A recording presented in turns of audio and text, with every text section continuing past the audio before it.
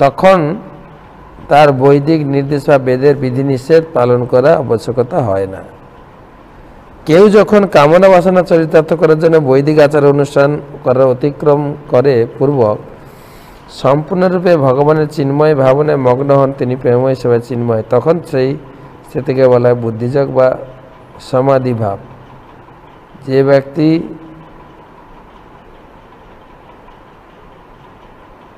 এই স্তর প্রাপ্ত হয়েছেন সেই ক্ষেত্রে তাদের বলা হয় মার্গ বা নিবৃত্তি মার্গ, কোনোটাই প্রযোজ্য নয়।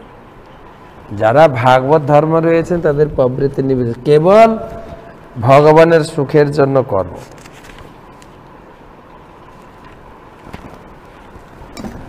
আমরা গতকালকে শান্তিপুর উৎসব করলাম, এতদিন পরিক্রমা শোনালাম। একটু এবার আসি শান্তিপুরে কি হয়েছিল। না, শান্তিপুর উৎসবটা হচ্ছে যে গতকালকে গেছে আমলকি একাদশীর দ্বাদশী, তো সেখানে বলা হয়েছে মাধবেন্দ্র পুরী পাদের তিরোভাব দিবস মহাপ্রভু নিত্যানন্দ প্রভু অদ্বৈত আচার্য প্রভু তিনজনই করেছিলেন।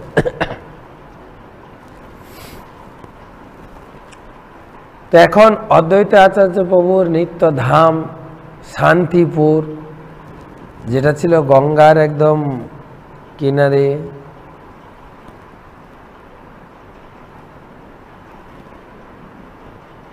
এবং প্রতিদিন তিনি তুলসী এবং গঙ্গা জল দিয়ে শালগ্রামের উপাসনা করতেন।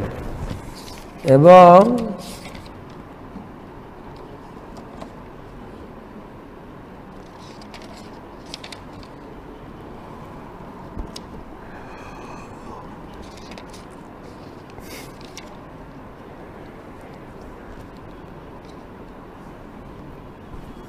সেই নবদ্বীপে বৈশে বৈষ্ণবাগ্রগণ্য অদ্বৈত আচার্য নাম সর্বলোকে ধন্য, জ্ঞান ভক্তি বৈরাগ্যের গুরু মুখ্যতর, কৃষ্ণ ভক্তি ব্যাখ্যা নিতে যে হয় শঙ্কর। ত্রিভুবনে আছে যত শাস্ত্রের প্রচার, সর্বত্র ব্যাখ্যানে কৃষ্ণ ভক্তি পদবার। তুলসী মঞ্জরি সহিত গঙ্গা জলে হুঙ্কার করিয়া কৃষ্ণ আবেশের তেজে, যে ধ্বনি ব্রহ্মাণ্ড ভেদী বৈকুণ্ঠেতে বাজে, যে প্রেমের হুঙ্কার শুনিস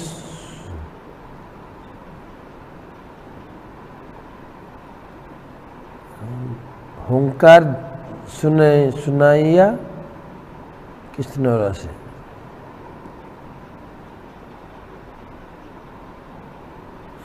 অদ্বৈত আচার্য বাবু এই স্থানে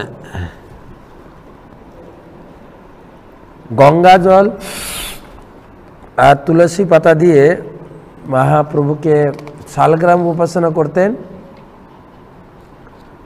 আর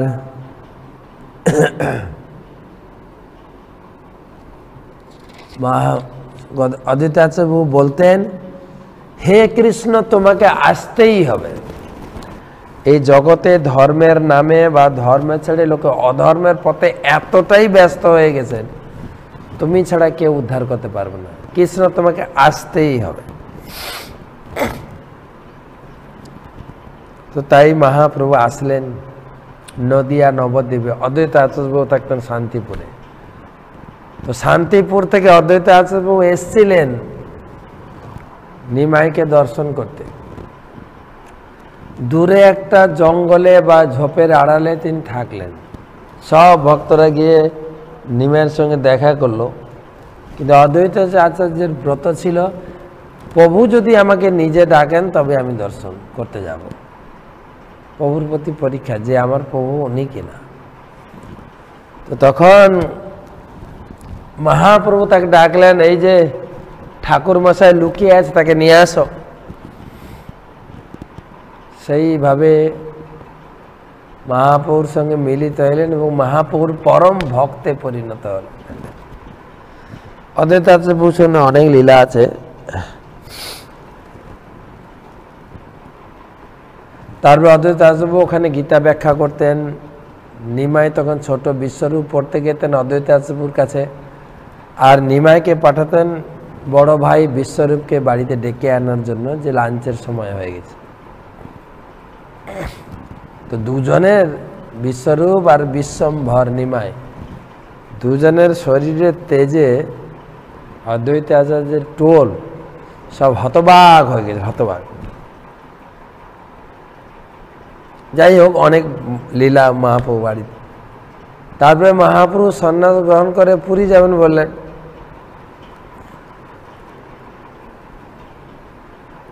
যেতে তো চাইছিলেন বৃন্দাবন, নিত্যানন্দ তাকে ঘুরিয়ে নিয়ে এসে শান্তিপুরে নিয়ে এলেন। শান্তিপুরে অনেক দিন ছিলেন। কৌপিন ধারণ করে মহাপ্রভু সন্ন্যাস বেশে সে শান্তিপুরে থাকলেন 10 দিন। সন্ন্যাস গ্রহণ করার পরে 10 দিন ছিলেন, যেখানে মহাপ্রভুর পিতৃদেবী, মহাপ্রভুর মাতৃদেবী এবং অন্যান্য নবদ্বীপের যত ভক্ত ছিল সবাই গেলেন মহাপ্রভুর সঙ্গে দর্শন। কেবল একজন যাননি, বিষ্ণুপ্রিয়া যাননি, কেন সন্ন্যাসের স্ত্রী দর্শন নিষিদ্ধ। তো মহাপ্রভুর সঙ্গে 10 দিন কাটিয়েছেন। মহাপ্রভু একদিন জিজ্ঞাসা করছেন মাকে যে আমাকে ক্ষমা করো, আমি তো সন্ন্যাস নিয়ে ফেলেছি, এখন আমি কোথায় থাকবো? বাড়িতে থাকলে লোকে নিন্দা করবে, তাই বাড়িতে থাকা যাও। তখন মা বললেন যে তুমি পুরীতে থাকো। পুরী আর নবদ্বীপ দুটো জন্য একটা ঘরের দুটো দরজা। আমার এখান থেকেও পুরীতে লোকজন যায়, পুরী থেকেও অনেক লোকজন এখানে আসে। তো সেই জন্য অদ্বৈত আচার্য প্রভু শান্তিপুরে থেকে তিনি তার যে বিশেষ বিশেষ কটেজ আছে, কটেজে বাস করছেন সাধুরা। তো শান্তিপুরে, এই হচ্ছে শান্তিপুর অদ্বৈত আচার্য প্রভুর ভজনস্থলী। তারপরে মহাপ্রভু তো চলে গেলেন সপার্ষদে, নদী কি বলে পুরীতে। পুরী থেকে যখন বৃন্দাবন যাচ্ছিলেন, সেই আবার অদ্বৈত আচার্য শান্তিপুর হয়ে গেছে। শান্তিপুর অনেকবার এসেছেন মা।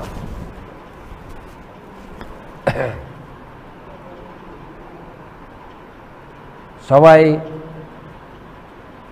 উদ্দণ্ড কীর্তন করুক সবাই, কেন সব ভক্তরা রয়েছিলেন। মহাপ্রভু তখন সেই সন্ন্যাস বেশ ধারণ করে মায়ের অনুমতি নিয়ে পুরী চলে গেলেন।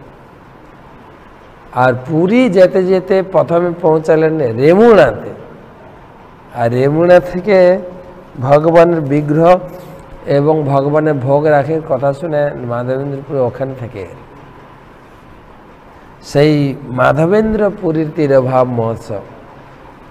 তারপরে মাধবেন্দ্রপুরী জীবন কাহিনীতে বলা হচ্ছে, তিনিও যদিও জন্ম বাংলাদেশে, এসেছিলেন নবদ্বীপে ভজন করার জন্য, এখান থেকে হঠাৎ করে তিনি চলে যান বৃন্দাবনে। বৃন্দাবনে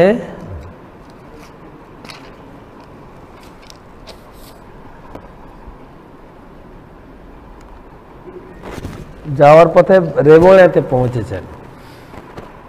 সঙ্গে 4 জন ভক্ত ছিলেন, 5 জন, মুকুন্দ, নিত্যানন্দ, অচৈতন্য,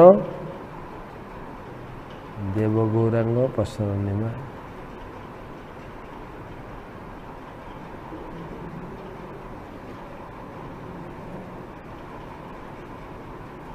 তো মহাপ্রভু সে গোপীনাথ মন্দিরে পৌঁছে গোপীনাথকে দর্শন করে, গোপীনাথের অপূর্ব মূর্তি দর্শন করে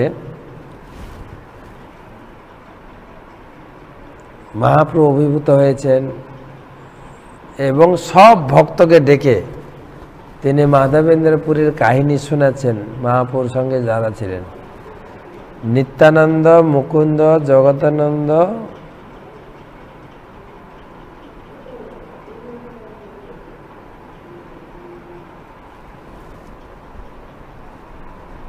মহাপ্রভু বলছেন কজন হলো? নিত্যানন্দ, মুকুন্দ, জগদানন্দ,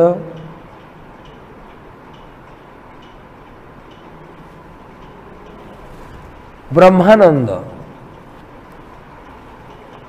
তো এইনাদের সামনে মহাপ্রভু বলছেন, জয় মাধবপুরী কৃষ্ণ প্রেমপুর ভক্তি কল্প তরুতে প্রথম অঙ্কুর।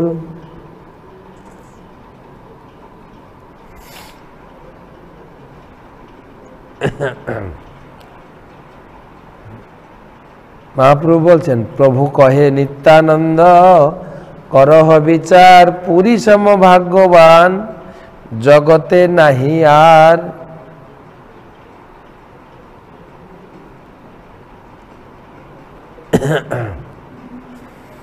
দুগ্ধদান ছলে কৃষ্ণ যারে দেখা দিল, তিনবারে স্বপ্নে আসি যারে আজ্ঞা কইল, যার প্রেমে বশ হইয়া প্রকট হইলা, সেবায় অঙ্গীকার করি জগত তারিলা, যার লাগি গোপীনাথ ক্ষীর কইল চুরি, অতএব নাম হইল ক্ষীর চোরা হরি। তো মহাপ্রভু কাহিনী শোনাচ্ছেন। একবার মাধবেন্দ্রপুরী হরি নাম জপ করতে করতে হেঁটে হেঁটে বৃন্দাবন চলে গেলেন। আর বৃন্দাবনে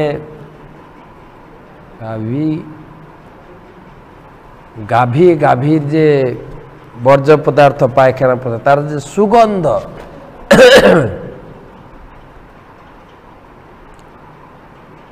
আর সারা দিন গিরি গোবর্ধন পরিক্রমা করেছেন। পরিক্রমা শেষে সন্ধ্যার সময় হাতে জপমালা নিয়ে জপ করছেন। তার তো তিনি ছিলেন অযাচক বৃত্তি, চেয়ে খেতেন না, অযাচক ভাবে যা আসতেন ওইটু খেতেন। তাই বসে বসে নাম জপ করছেন। একটা ছোট্ট গোপাল বালক গোয়াল বালে এসছে, হাতে এক ভাণ্ড দুধ নিয়ে জিজ্ঞাসা করছেন, পুরী তুমি সারাদিন খাওয়া দাওয়া করনি,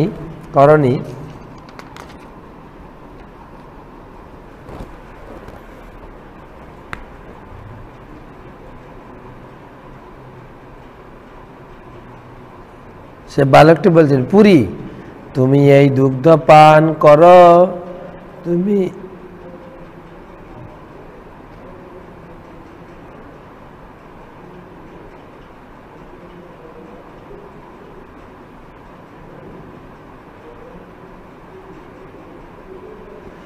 কার ধ্যান করো? তুমি মেঘে খাও না কেন? হ্যাঁ, তুমি এই দুগ্ধ পান করি ভূমি, তুমি মেঘে খাও না কেন? তুমি মেঘে খাও না করো, কার ধ্যান করো?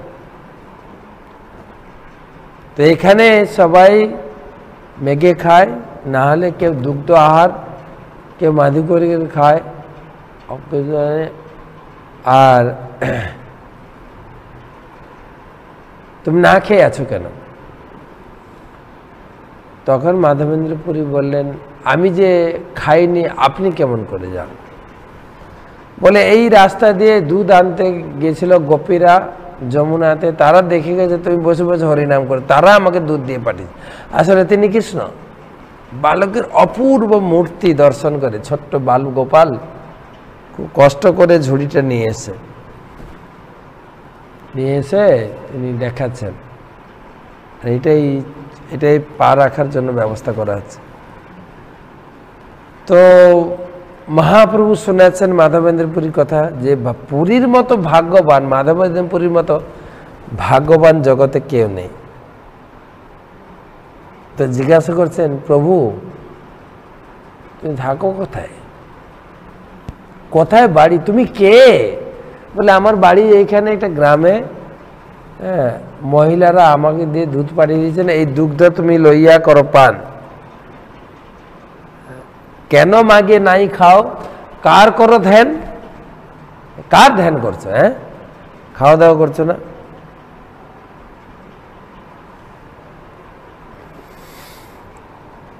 পুরী বললেন, তুমি কে? কোথায় থাকো? তুমি কি করে জানলে আমি যে উপবাস আছি?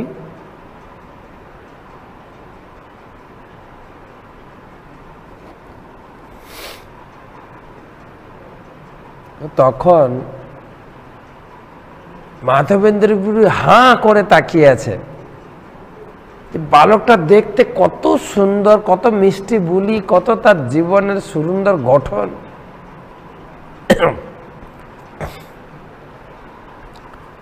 আর ধীরে ধীরে চোখের আড়ালে চলে গেলেন কৃষ্ণ।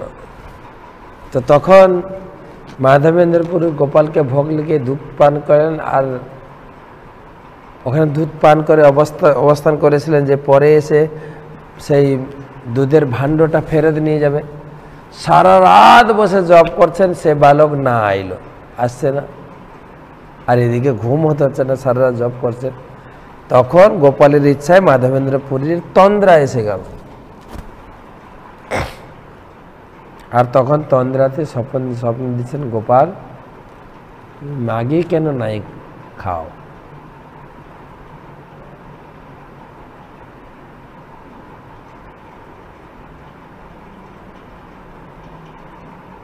তারপরে চলে যাওয়ার পরে মাধবেন্দ্রপুর ক্ষীর কি বলে সেই দুধ পান করলেন।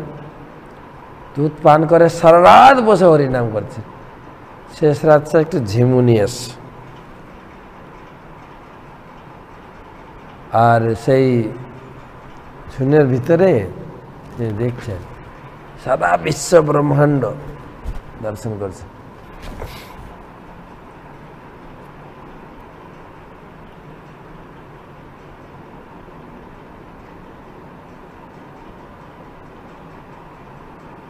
যেই তন্দ্রা এসছে, ওই বালকটা আবার এসছে, দিয়ে মাধবেন্দ্রের হাত ধরে পাশের একটা কুঞ্জে নিয়ে গেছে। বলছে, দেখো পুরী,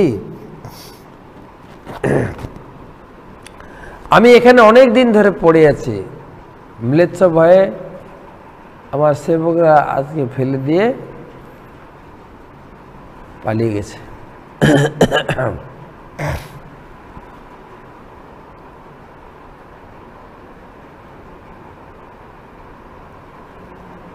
আর ততদিন থেকে আমি জঙ্গলে পড়ে আছি।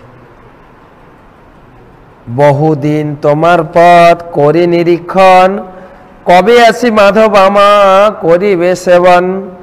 তোমার প্রেমে বসে করি সেবায় অঙ্গীকার, দর্শন দিয়া নিস্তরিব সকল সংসার।